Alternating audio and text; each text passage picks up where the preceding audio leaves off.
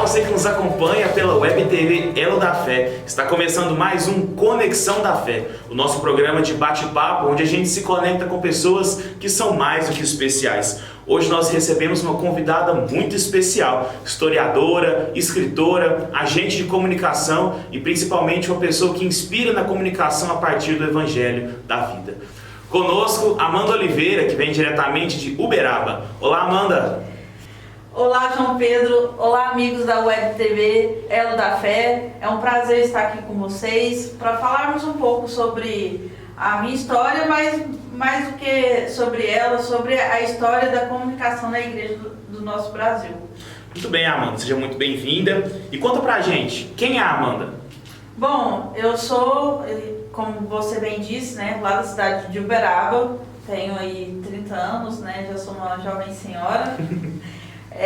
Estou atuante na igreja aí praticamente 20 anos, né? Comecei sendo coroinha com 10 e aí já passei por várias experiências, né? Mas atualmente lá em Uberaba estou na Paróquia da Ressurreição e coordeno aí a Pascom no Regional Leste 2 da CNBB, já tem algum tempinho, né?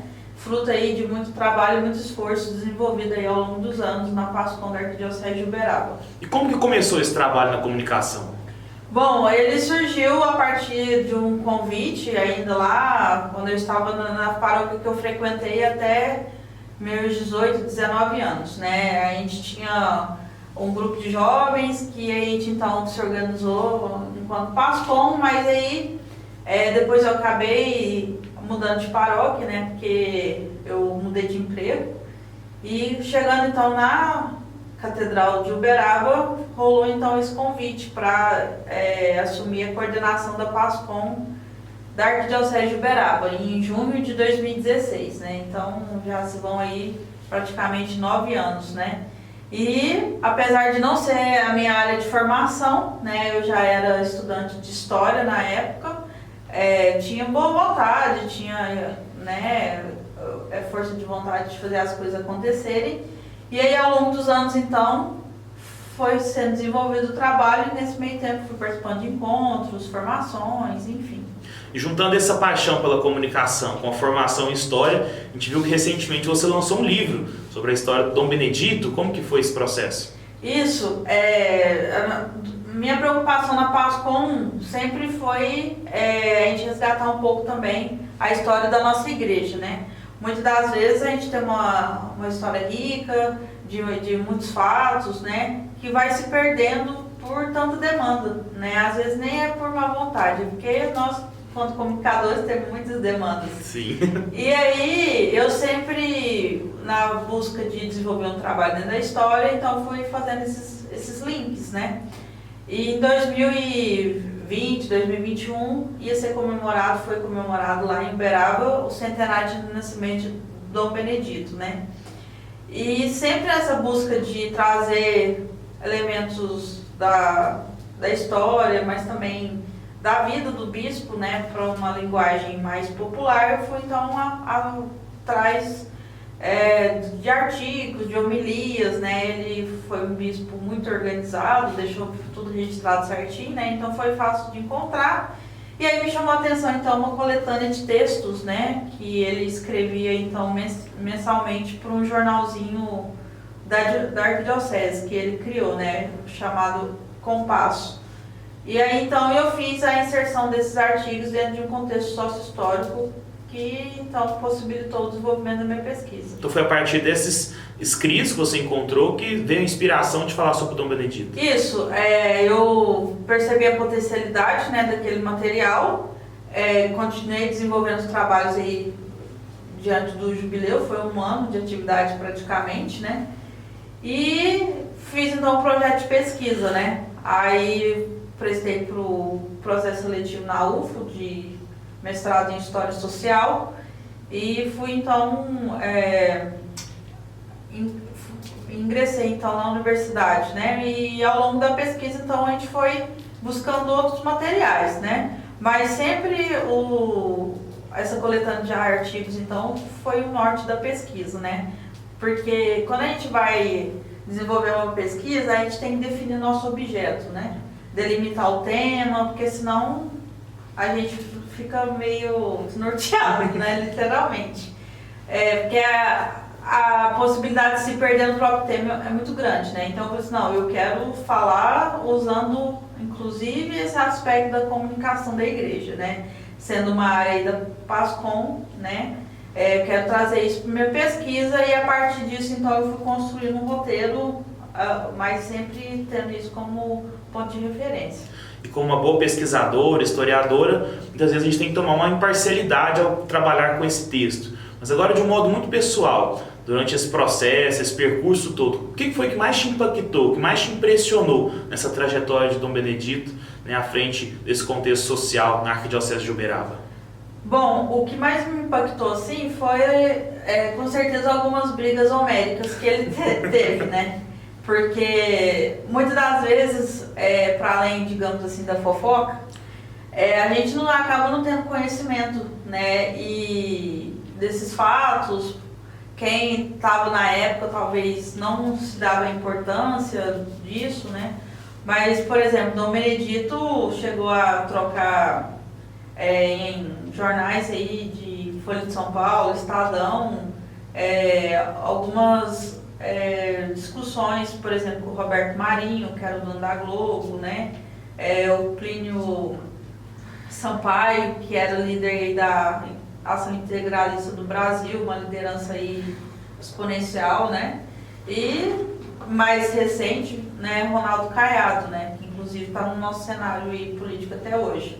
Então, assim, com certeza foram esses fatos assim que me deixaram mais impactada por ver que eles tinham uma relevância no cenário político brasileiro, né? Para um bispo chegar e responder esses medalhões, assim, digamos, né? Em espaços assim públicos, né, no jornal aí, que, enfim, dá uma relevância, né, para o personagem, digamos assim, Dom Benedito. Né? E o livro fala da resistência da igreja frente à ditadura militar, que ela tanto sofreu. Qual foi o papel do Dom Benedito nessa trajetória, nessa fase da história? Bom, Dom Benedito foi um bispo fruto ali do Concílio Vaticano II, né? Ele foi então nomeado bispo em 1972 e não tem como a gente falar do papel dele frente à ditadura sem fazer uma contextualização de quem ele foi de fato, né? Então, um padre que foi do interior de São Paulo para a Arquidiocese de São Paulo, né? Então teve a formação dele na Arquidiocese de São Paulo, depois chegou a ser reitor da PUC, ser também padre assessor da pastoral universitária antes dele ser reitor e foi bispo auxiliar de Dom Paulo Evaristo Arnes, né? Então, nós temos aí como referência de bispo que mais foi perseguido na ditadura, mas também foi combatente, Dom Paulo Evaristo Arnes, a gente já entende um pouco mais do entorno de Dom Benedito, né? Qual foi assim, a grande inspiração dele. Mas a própria realidade na cidade de São Paulo, né, que com certeza é a maior cidade do país, a mais rica, mas também é que com certeza tem maior desigualdade social, né. Dom Benedito, então, sendo bispo auxiliar da Arquidiocese de São Paulo, foi para as periferias, né, e viu ali a realidade. E chegando então em Uberaba em 1978, colocar aquela experiência que ele teve em São Paulo aqui, né, em prática de alguma forma, né. A gente até brinca nos espaços mais internos da igreja que a Arquidiocese de São Paulo é uma das escolas de bispo do Brasil, né. Então, isso de fato a gente percebi na minha pesquisa, né, porque inclusive Dom Benedito ressaltava muito, né, que o grande professor dele foi Dom Paulo Evaristo Arnes, né, mas a própria experiência dele lá na Arquidiocese de São Paulo. E a partir dessa pesquisa, qual seria uma mensagem que você deixaria para os nossos jovens, principalmente, que não viveram, né, esse cenário, esse contexto social que o Brasil passou, mas qual seria uma mensagem que você deixaria de inspiração e frente a esse meio de comunicação que nós trabalhamos na igreja? Bom, nós estamos aí já em saudosa memória do Papa Francisco, né? O Papa Francisco, na sua carta para o Dia Mundial das Comunicações deste ano, indicou a todos os comunicadores, né, e principalmente nós comunicadores católicos, a sermos como garimpeiros, né? Buscarmos pepitas de ouro em forma de boas histórias para contar, né? Então, acho que a grande inspiração, não só da minha pesquisa, mas de todo o trabalho que nós fazemos enquanto pastoral da comunicação, Pascom Brasil, enfim, né? Temos aí grandes figuras espalhadas no nosso país, né? Que tem a comunicação aí como referência, nós pensarmos então no nosso papel na nossa sociedade, né? Apesar de termos várias dificuldades no nosso tempo, né? As redes sociais e tudo mais, aí, questão dos algoritmos que acaba, de certa forma, filtrando algumas questões, nós temos que então sermos voz de resistência naquele meio que a gente está, né? Mais do que falar, sermos exemplo concreto. Totalmente. E pensando hoje na comunicação como essa ferramenta, tanto pastoral como profética, como você traz no livro, você acredita que esse modelo comunicativo que nós temos hoje, tantas vezes instrumentalista, tecnicista, ele é possível de ser convertido num modelo que seja mais humano e relacional?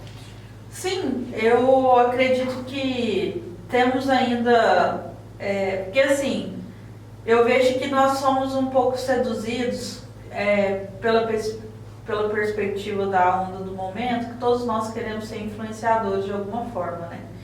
E infelizmente tem algumas vias que são mais rápidas e entre elas está a via da instrumentalização, né? Então, falar aquilo que as pessoas querem ouvir, seja de uma perspectiva mais conservadora ou progressista, né? Mas eu acho que nosso papel enquanto comunicadores, e principalmente cristãos católicos, é nós termos como referência o Evangelho, o magistério da Igreja, né? E principalmente aquilo que a Igreja, o Papa tem falado, né? A gente vê, infelizmente, vários católicos aí ao longo do papado do Papa Francisco denegrindo a imagem dele, né? Tecendo críticas duras, né? Então, acho que fica aí a reflexão, né? Se nós que estamos a serviço realmente da Igreja, nos momentos bons ou ruins, digamos assim, ou se somos só coniventes com aquilo que nos faz aquecer o coração. Então é possível sermos comunicadores de esperança, mesmo dentro de um cenário, muitas vezes, com ruído e desinformação. Sim, é possível sim, basta a gente estar aberto aí à voz do Espírito. E a Amanda também é coordenadora da Pastoral da Comunicação do nosso Regional Leste 2, que compreende todo o estado de Minas Gerais. Como tem sido esse trabalho, Amanda, à frente da comunicação do nosso regional? Bom, é um trabalho desafiador, né? Somos aí 28 dioceses. Algumas dioceses têm um trabalho mais autônomo, né? Digamos assim, que já tem uma caminhada enquanto pastoral da comunicação exponencial, né? Mas temos ainda regiões fragilizadas, né? E cabe a nós, então, coordenação, tentar motivar, animar essas dioceses que ainda, por motivos X, Y, Z, estão aí mais fragilizadas. Porém, é muito satisfatório, né? A gente vê, por exemplo, estou aqui hoje graças a um convite feito por você, que foi uma pessoa que eu conheci à frente desse trabalho, né? Então, vamos tecendo várias amizades, né? Temos aí o Rodrigo, a própria Janaína, Marcos Túlios, né? E tantos outros nomes aí que, ao longo, então, desse trabalho, a gente vai construindo laços, né? Inclusive, quando nós desenvolvemos um plano estratégico de comunicação do regional, a gente sempre ressaltou que a comunicação mineira, ela tem isso, né? De a gente sempre trazer para próximo, né? Como a gente chega na casa de alguém, vai tomar um cafezinho, né? E aí tecendo os laços como aquelas pessoas que fazem crochê, né? Que vão então fazendo os pontos ali. Então nós pensamos nessa comunicação e não tem como a gente dizer que apesar dos desafios a gente não vê isso na prática, né? Ano passado mesmo em Aparecida, tivemos aí mais de 100 pasconeiros do estado de Minas Gerais, né? Então, isso já foi um calorzinho no coração. Sim, para essa conversa ficar melhor, só faltou o pão de queijo e o café. Mas é bom ver que nós temos bons comunicadores que nos inspiram, né, a continuar como peregrinos de esperança nessas terras férteis da comunicação. E Amanda, pensando nesses caminhos, né, nos rumos que a comunicação católica vem tomando, a gente viu durante o papado do Papa Francisco que ele transformou, de certo modo, o fazer comunicativo da igreja. Nós entramos no modelo mais relacional, a partir da escuta. Como você viu essa mudança no cenário comunicativo da igreja com o Papa Francisco? Bom, a partir das cartas do Dia Mundial das Comunicações Sociais, ao longo aí dos anos, né, a primeira escrita por ele efetivamente, né, em 2014, porque é sempre lançado em janeiro, né, então ele foi eleito em março, então a de 2013 já tinha sido escrita pelo Papa Bento XVI. Nós vimos uma preocupação do Papa Francisco de sempre indicar que o bom comunicador é aquele que vai ao encontro, né? Ao encontro das pessoas, como elas estão e são, né? Para a gente não viver na superficialidade que muitas das vezes os comunicadores aí tradicionais, por dificuldades também da profissão, né? Sejamos também honestos, não conseguem, né? Então, nós vivemos grandes temas, né? Esse de ir ao encontro, gastar as solas dos sapatos, né? Tivemos também, somos membros uns dos outros, né? Pensando também nessa questão da nossa unidade dentro da igreja, apesar das pluralidades de dons. Mas um dos últimos temas, né? Falar com o coração também, foi um tema especial, né? Ele que fez assim, uma tríade sobre essa questão do coração, né? Trabalhou esse tema em vários aspectos em 3 cartas distintas. Eu acho que a nossa grande missão, né, como comunicadores, a partir aí das indicações do Santo Padre, de percebermos então que nós precisamos fazer diferença, né? Seja no nosso trabalho, seja na nossa casa, né? E falar com o coração é sempre falar com doçura, né? Com amor, apesar das dificuldades. Muito bem, Amanda. E agora eu quero que você deixe uma mensagem para os nossos amigos da Diocese de Uberlândia, aqueles que têm esse coração de comunicador, que eles têm essa vontade também dessa transformação social. Deixa uma mensagem para os nossos amigos. Bom, já em clima pascal, é sempre bom pensarmos que é sempre a oportunidade de nos renovarmos, né? Muitas das vezes o caminho não é fácil, temos muitos desafios, muitas tristezas, muitas angústias, mas sempre com a certeza de que Deus enviou o Espírito Santo, né? Aquele que é Paráclito, que está sempre conosco. Então, trazendo aí como saudosa memória o Papa Francisco, né? Que disse para não deixarmos que alguém nos roube a esperança, né? Então, apesar de todas as dificuldades aí, a gente sempre acreditar que tem Deus, que nós temos Deus ao nosso lado, que está com certeza sempre nos guiando e que as dificuldades são pontos aí para nos fortalecermos para conquistas maiores. É isso, Amanda, muito obrigado por essa partilha, essa conversa tão rica que a gente pôde se conectar com você. Parabéns mais uma vez pelo livro. E se você quiser adquirir o livro, deixa uma mensagem pra gente nos meios de comunicação da Diocese de Uberlândia, qualquer uma das plataformas que a gente coloca em contato com a Amanda para poder você receber o seu livro também. Então, muito obrigado pela presença aqui nos nossos estúdios. Obrigada, João Pedro, pelo convite, obrigada a todos da equipe. Fica o convite, então, para vocês conhecerem um pouco mais da história de Dom Benedito, mas também da nossa Igreja do Brasil. E acredito que verei vocês em breve. Sim, e assim nós encerramos mais um Conexão da Fé. Fique ligado nas redes de comunicação da Diocese de Uberlândia para mais conteúdo de esperança e de inspiração na nossa caminhada de fé. Obrigado pela participação, um grande abraço, um beijo no coração e até o próximo episódio.